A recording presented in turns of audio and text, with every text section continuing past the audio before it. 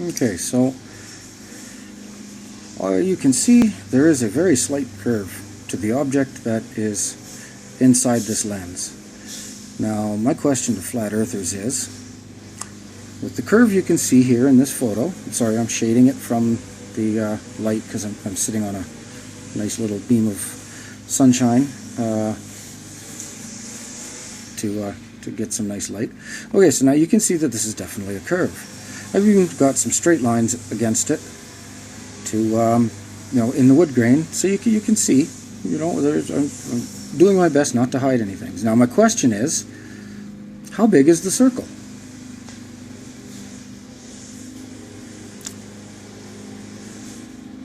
Now I would think, by looking at this, well, by the way, I'm looking through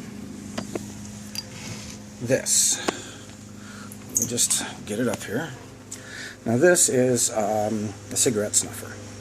Provides a nice, unobstructed, completely clear view to restrict your perspective. Because let's be honest, the human eye can open up to what? Maybe about 6 millimeters? And in direct sunlight, your iris is going to be much smaller than that. So that's what you're using to collect light. Correct me if I'm wrong. So now you're collecting light from what essentially adds up to being a point. And now this is one of the points I want to make about perspective. So you're forgetting that perspective is a two-part thing. There's the objects that you're looking at, and there is the lens through which you are doing the viewing. And the lens has characteristics and limitations. Understanding these is why you're not understanding the perspective issue the way you claim to. Now, back to the circular object that we videoed.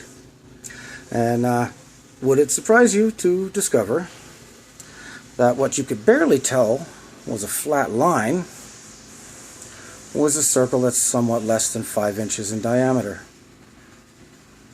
And you were viewing it, if you were to go to scale, through a lens that is probably hundreds of thousands of times bigger by scale than your eyeball and the Earth.